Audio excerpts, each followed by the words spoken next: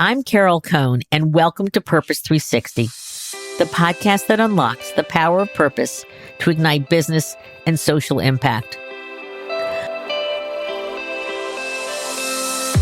In today's conversation, we have a unique window into the sustainability journeys of a father and a son. Joining me is Elijah VanderMolen, Chief Communications Officer of SC Johnson, and his son, Elijah VanderMolen. The conversation we're going to have today is one that I have wanted to have for a long time.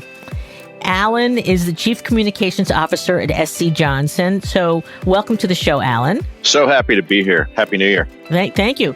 And Alan's son, Elijah VanderMolen.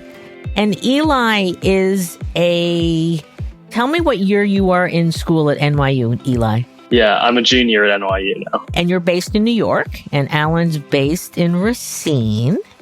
And so I wanted to have a conversation that would illuminate the role and the acceleration of sustainability in companies, but also between a father and a son and young people today who are following careers in sustainability and the influence of the parent, the influence of society, the influence of peers.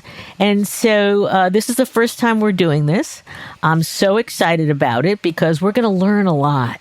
So many young people, when I get a chance to speak at a Net Impact conference or a PRSA conference or others, or I have a lot of clients who say, hey, will you talk to my child? Or will you talk to, even I'm getting a grandchild, so that's dating me a little bit, who want to get involved in business, but they want to do it with businesses that care.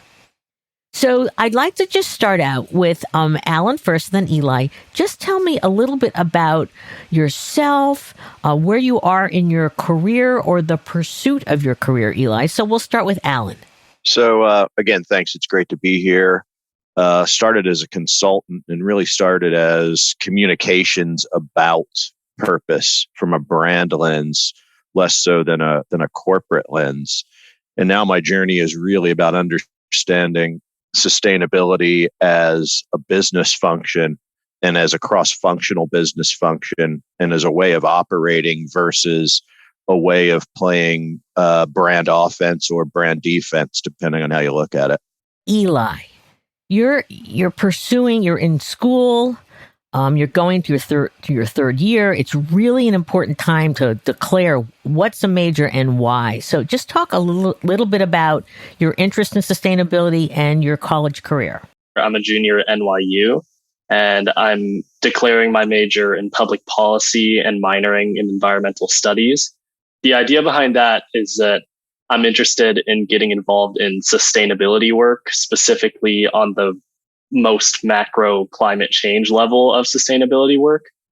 And I'm not much of a STEM person, hence why environmental studies is the minor rather than the major.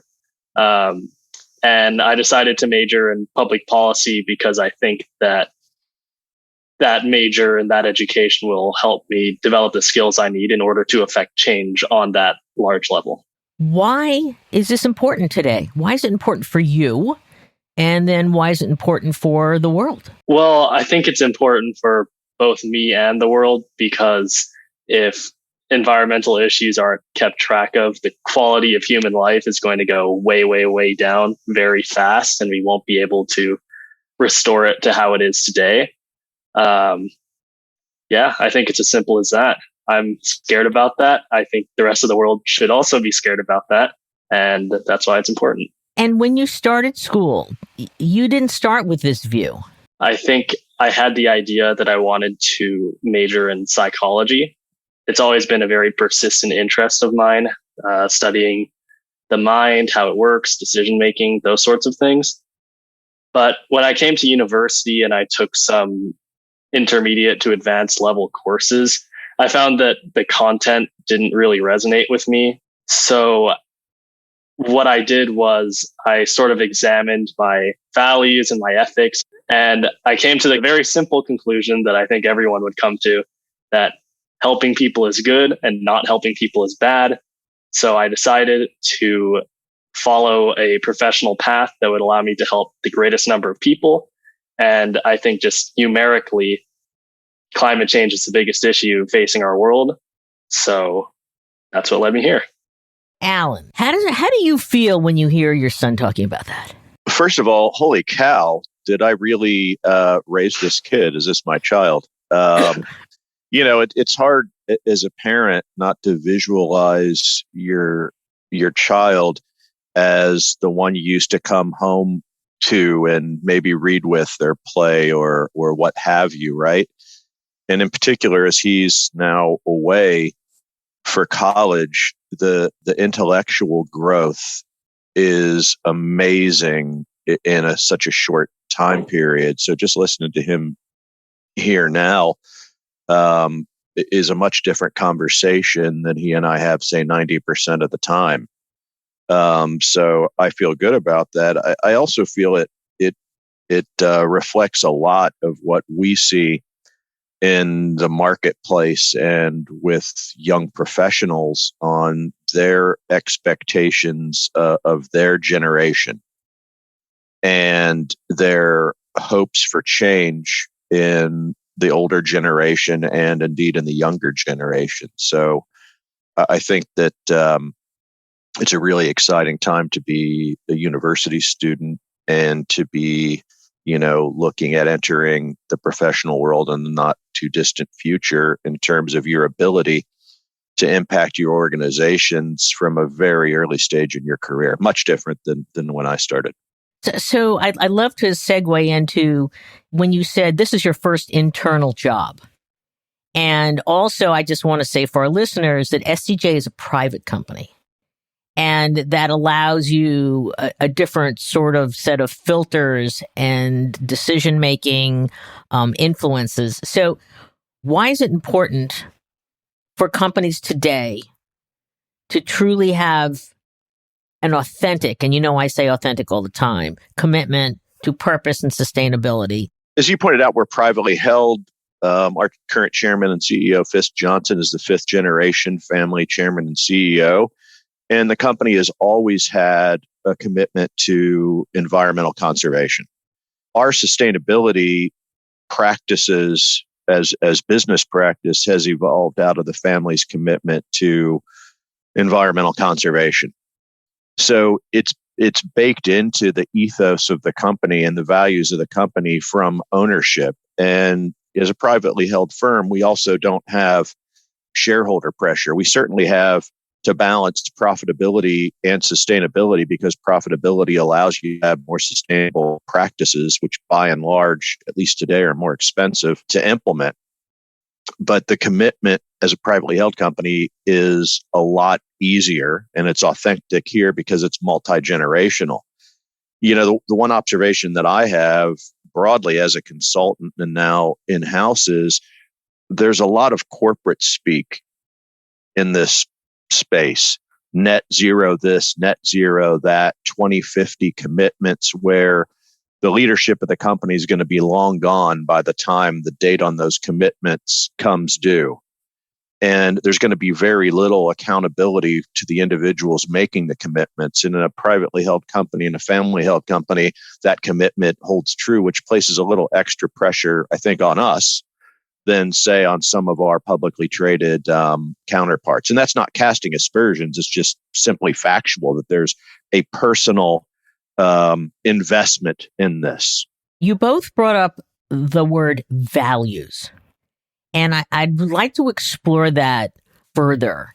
Alan, when you got to SC Johnson, again, first time inside a company, how often did the discussion of values come up? Why is that an indicator? And then, Eli, I want to talk with you about, you said in our pre-discussion that values and philosophy had an influence on you going in this direction. So, Alan, please talk about values first. It's interesting when you make the change from consultancy to going in-house. I think that's kind of the first point. At a consultancy, not all, certainly not at Cone on Purpose and Carol, at your predecessor to that, Cone Communications, values are fungible in most consultancies.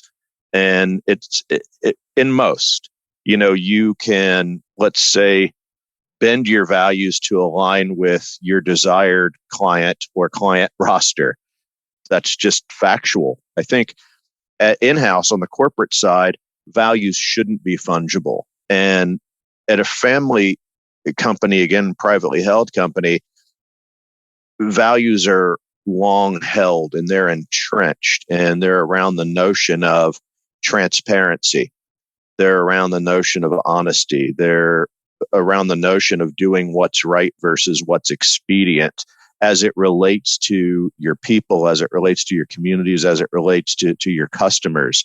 And those are very serious commitments. And, that struck me quickly when I came in, how much time I spent learning the history of the company and the key decision points that were made in the company, notable environmental point, exiting CFCs, being the first major consumer company to do that, and the kind of firestorm that set through the FMCG industry. So values are well entrenched and they're not fungible in a family company. And how does it make you feel in terms of your job and the requirements of your job? Is that greater pressure? Values-based decision making is something that I used to espouse as a consultant, but didn't have to practice. And, sitting in this seat every day and being responsible for the company building trust with its constituencies, I look at make values-based decisions every day and ask if they're living up to the expectations of our customers, living up to the expectations of the family. And as Fisk's father said, you shouldn't worry about, are you living up to the expectations of your parents? You should worry about, are you living up to the expectations of your children? And I think that's a great lens for our long-term decision making. I love that. Living up to the expectations of your children. So, Eli, values. Why are they important to you, and how are you utilizing them as a North Star for your career exploration and ultimate journey? Values are important to me because, I think you put it pretty well. They're a North Star to guide me, my actions, my ambitions, what I want to do with my life. I think that without one holding a clear set of values or morals or just general heuristics, moral heuristics to follow, one's life can be pretty rudderless. So I'd say that's probably why values are significant to me. I mentioned in the pre-interview that I've taken a number of philosophy and ethics courses, so I tend to think about these topics in the abstract and academic sense a lot. But more recently, as I've been growing older and I'm getting farther in my academic path, I've decided to hone them a little bit more to my specific experience. So I'd say the values are taking a much more active role in my life than a couple years ago. I want to talk about influences, and getting, if not too personal, Eli, talk a little bit about what sort of influences did your father and your mother. And then you also talked about the doomsday clock in Union Square, which I thought was a really interesting kind of visual. So talk about what's influenced you to go into this field of sustainability, whether it's public policy or programmatic. I'd say what influenced me, interestingly, is very much not my father. No offense. Okay, Alan, him having such a role in this. Yeah, I think, well, when it comes to his work, I think we tend not to discuss it very often, or at least before I entered university. It was always just vaguely, he worked in some sort of consultancy, PR, whatever. And that was that. And he made money, which allows me to live. I didn't inquire farther, really. And he never really shared farther. But my influences pushing me towards sustainability and environmental issues came first. And now my father is able to help me a lot in terms of figuring out specifics, what I want to do, and even as far as helping me secure internships and other things like that. And how about your mom or perhaps an aunt or an uncle? And also talk about the doomsday clock, because I thought that was a fascinating comment that you made. My influences towards the environmental thing came from examining my values, but just walking around day to day and thinking about, what should I be doing? In that period, I was bombarded by a lot of kind of climate change imagery and messaging. So in my freshman year, when I ended up deciding to pursue public policy and environmental studies, my dorm was really near Union Square. And like you said, there's a big climate change doomsday clock in Union Square.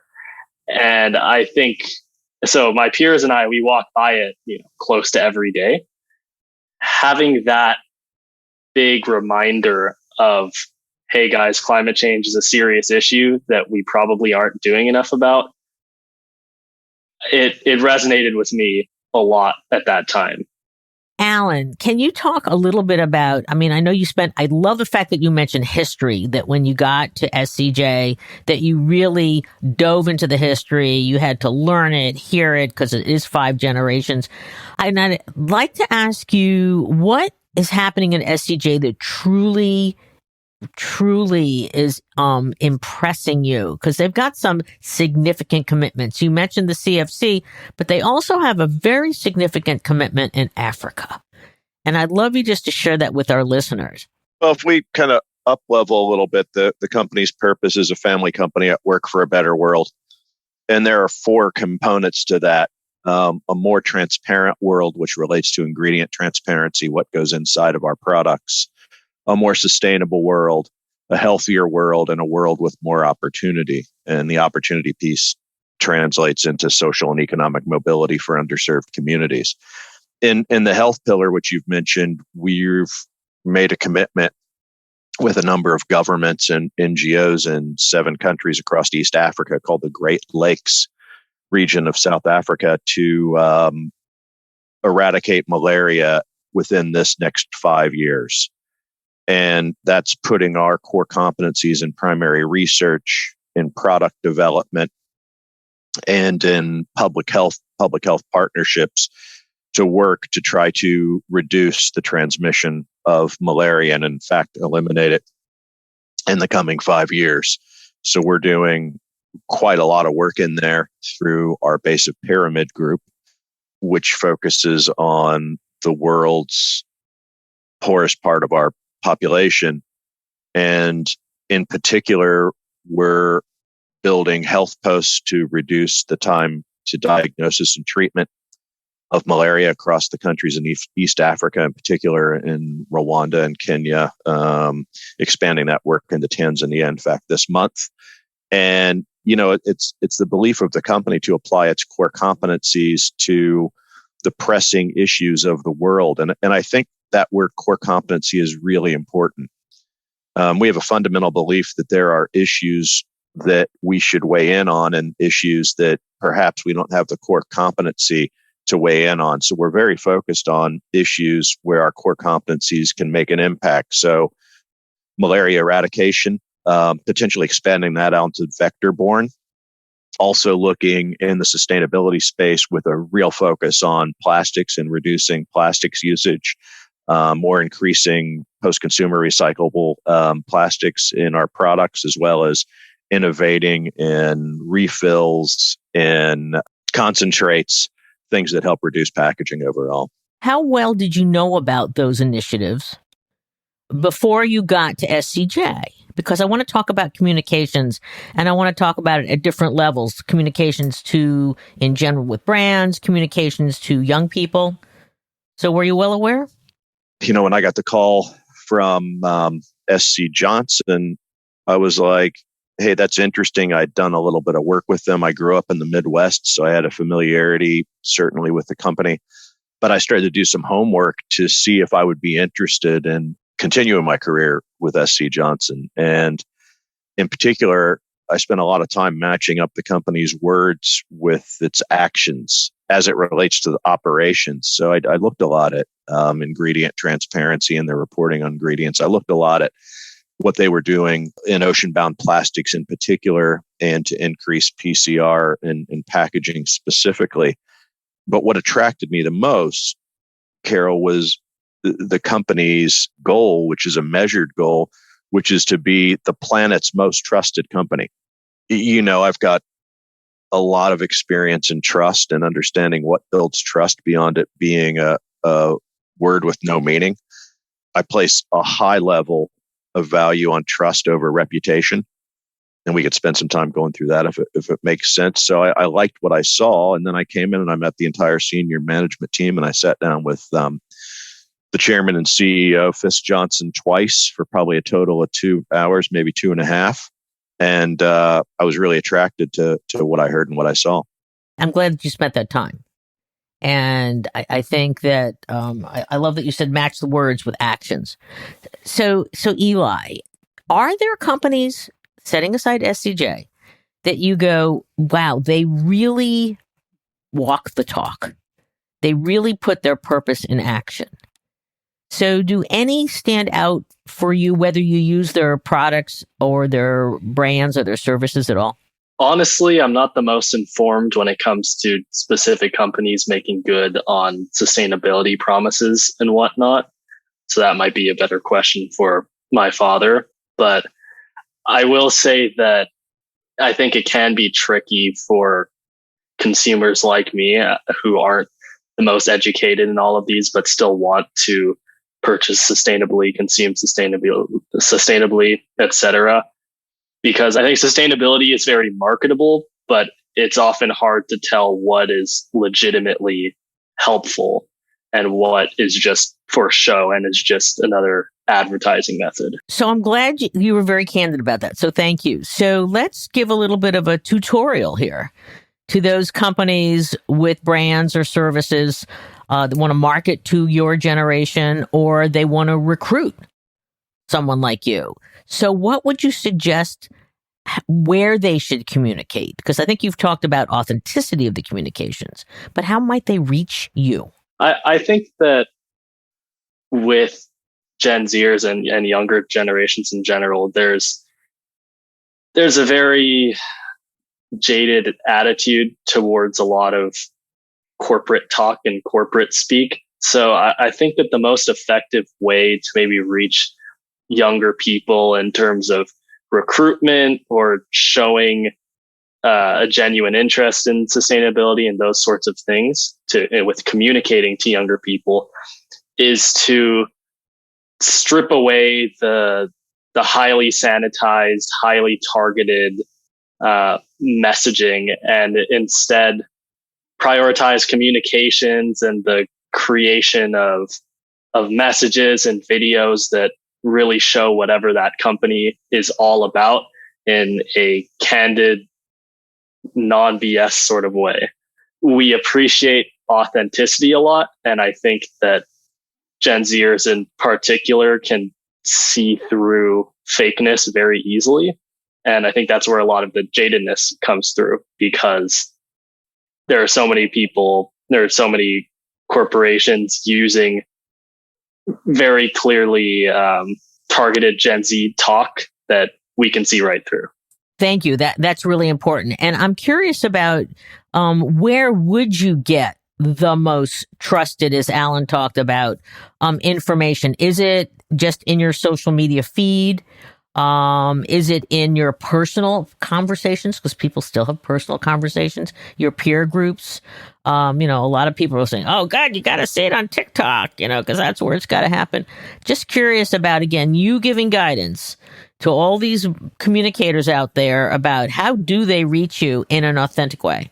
One can probably reach the greatest number of young people through things like social media. I'm not sure it's so much an issue of platform rather than an issue with how the information is being displayed, how the messaging is being displayed. Again, candidness goes a long way. So if a company truly has, for example, SCJ has touched millions of lives, saving lives truly in Africa from dying from malaria. So do you want to know those numbers if they're from an authentic resource? Yeah. Alan, I know that you are asked, besides from Eli, but from other young people, whether it was, in your previous jobs or whether it's in your social circles or whether when you travel for SCJ, hey, how do I get a job like your job? I know so many people, Alan, that want your job. Well, they can't have it. They can't have it. Okay, they can't have it, but maybe they can be on your team. Okay. Absolutely. So what advice do you give them in terms of both their school studies as well as their early career trajectory if they truly want to get into a position of influence, either in a consultancy, a not-for-profit, a government, or a company like SCJ in sustainability? I don't think there's a clear path anymore.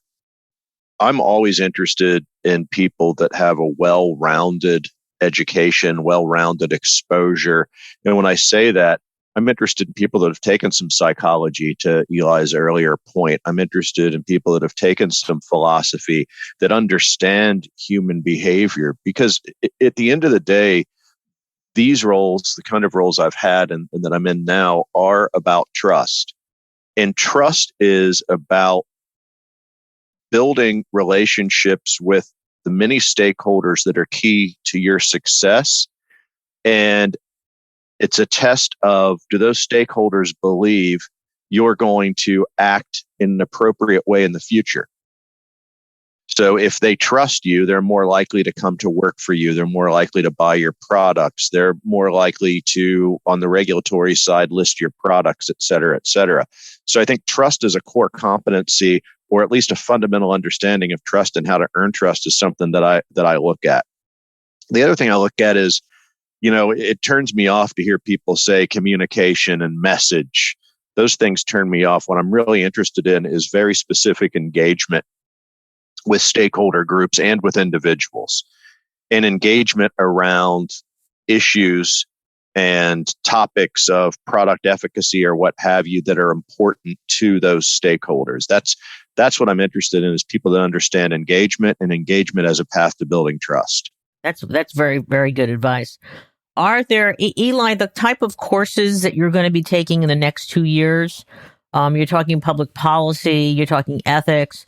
Are there others that you're considering to round out your skill set, as Alan is suggesting? I mean, my priority is obviously the things that I think will help me most directly. Things like, history of U.S. environmental policy and policymaking 101 and courses like that.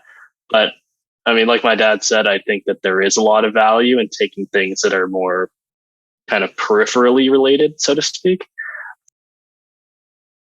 This semester, or I guess last semester, I should say, I took a really interesting class on espionage history.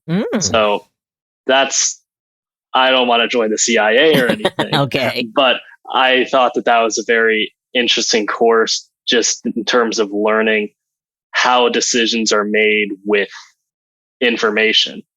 And I think skills like that are very important to the career path that I want to follow. So even though probably espionage doesn't have a whole lot to do with climate change, well, who knows? But I think it still is helpful. And do you have suggestions to your peer listeners about how do you maximize value from an advisor, a school advisor? I mean, do you have to constantly set up the meetings, go in with a list of questions? I mean, what's the best way to maximize that today? The best way to maximize that resource with advisors is doing a lot of prep work before you actually go into those meetings. I'd say that goes for any meeting in general. Doing prep earlier on allows you to ask the right questions when you're in those meetings, when you're in those advising meetings, and that allows them to help you better. It's just that simple. There's less time wasted. They have a better idea of who you are and what you want.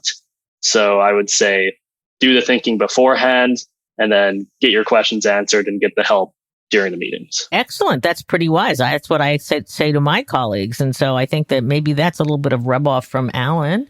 This is a great conversation. And there's two areas as we're beginning to wind down that I would like to ask both of you, which is the first one is external advice. So I would say that, Eli, what kind of advice, additional advice, do you want to give to any of your peers who are seeking a path in sustainability or purpose? I know it's early on for you, but you're really wise. You got a lot of wisdom going on there. I think there is some influence there from Alan. So what advice to your peers, besides making sure if you're going to go into an advisor to be prepared, but any other advice to someone who's pursuing this career right now from what you know? You don't need to have a clear idea of where you want to go, but I think it's important for you to never lose sight of why you're doing this, why you're following sustainability, and making sure that you don't stray far from that general goal.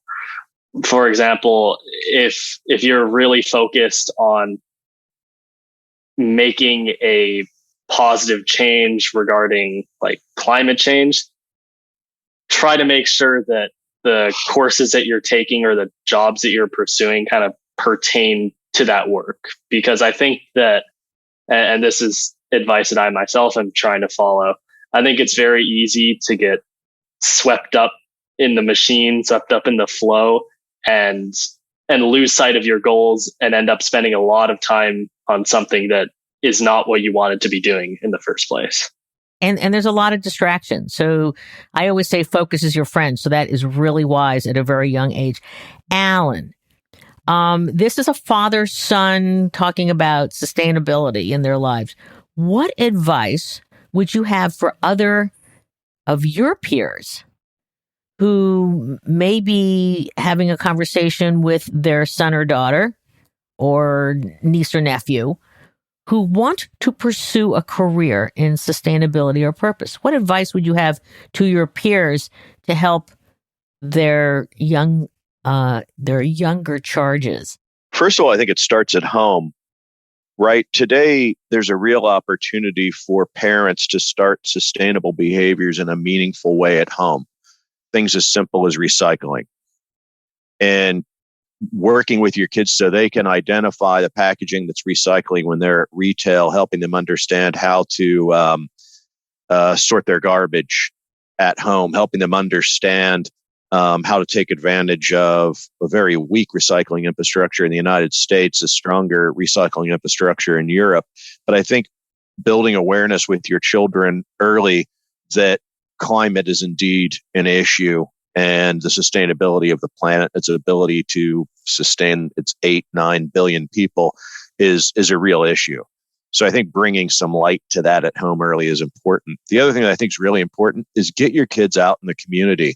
And we really need to give Eli's mom a real shout out here for her giving him great exposure to the arts, to community groups, to global travel. I mean, he had the benefit of being raised mostly overseas, but to give him a real view of things happening on the ground that are impacting the world, and to have a very high empathy bar, which he does, not to embarrass him, but he got all of that stuff from his mother. And I think it's really important to expose your children to what's happening in the world and to give them multiple lenses through which to view the world. And eventually they're going to pick their own path. You can help set values, you can help set empathy, but it's up to them to choose the path. You're there just to put the guardrails up. And, again, credit to his mom for really being heavily invested to this moment in that. So now I'm going to put you both on the spot. What's one piece of advice, Eli, you want to give to Alan in his role as Chief Communications Officer at SCJ? So what piece of advice do you want to give him so he can be more effective? And then Alan, I'm going to ask you the same. What piece of advice can you give to Eli in his career pursuit and sustainability so that he can have more success? So Eli, you go first. Maybe I would say just, again, keep your eye on the ball. know what your goals are and make sure that what you do follows those goals or is in pursuit of those goals. Don't get distracted, like you said, Carol. Okay, Alan, you heard that. I did. You did. Now, Alan, what sort of one major piece of advice do you have for Eli in terms of his pursuit of this career in sustainability? This is something I didn't do and something I've come into later in life, and not consistently, I have to admit. But when I was Eli's age, I wish I would have spent a lot of time thinking about my personal values and really examining what those are and then consistently applying them, because that's going to give you a leg up in life and in all relationships, not just your professional relationships and your personal relationships and your community relationships with significant others, and being really clear about who you are as a human being and what your values are and applying those to your behaviors. And, I get the privilege of talking to student groups a lot. And that's a point I always give to them, is take the time to sit down and really examine what you're all about as a human being. And do you like who you are as a human being? And can you adjust those things now? And then you've got a lifetime of applying those in your professional life and in your personal life. That's the consistent advice I've kind of come into here recently, and that I believe very strongly in. Values have come up a lot in this conversation, very much of a true North Star. So I'm sorry that we're coming to the end of this. We could have it for hours.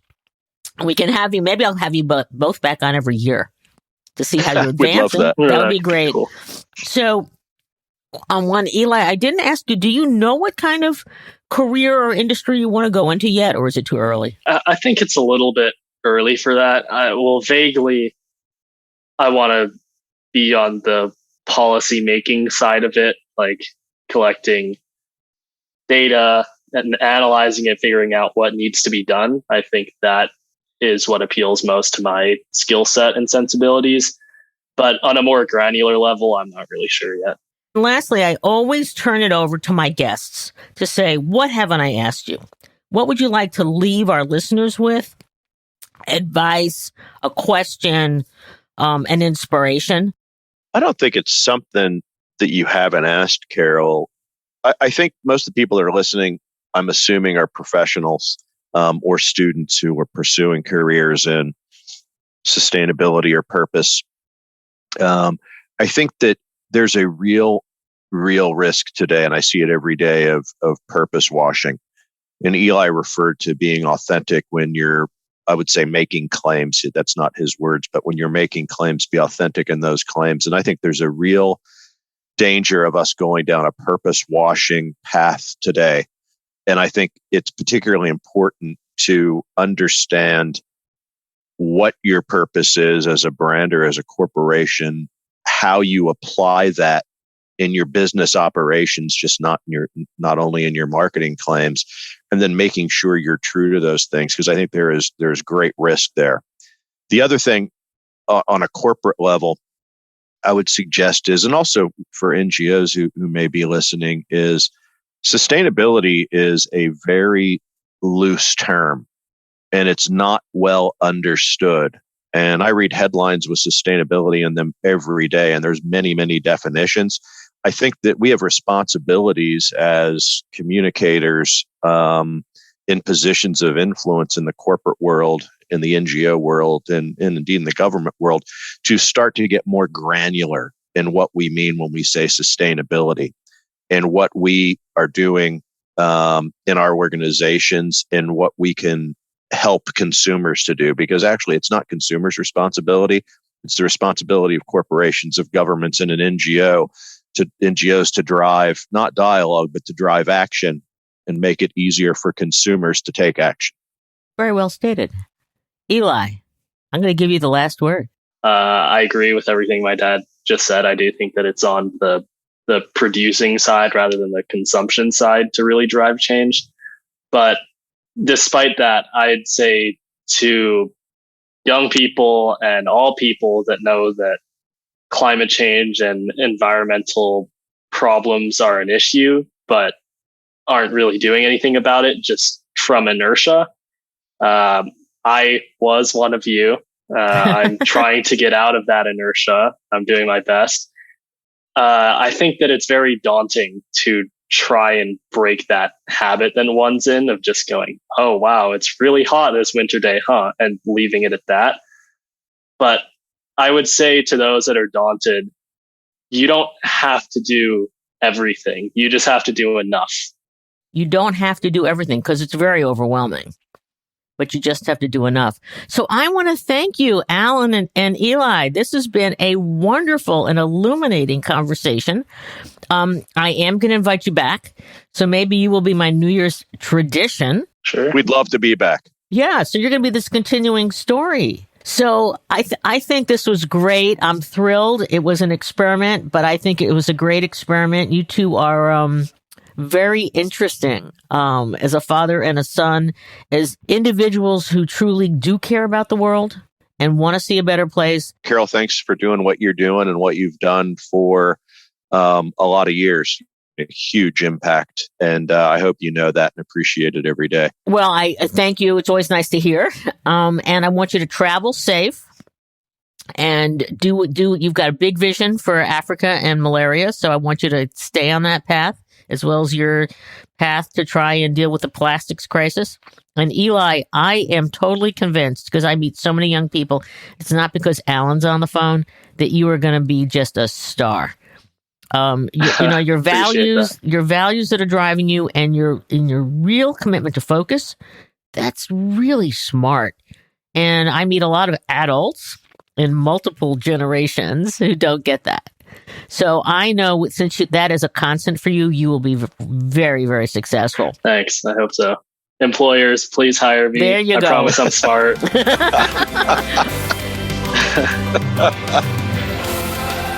This is the year about embedding.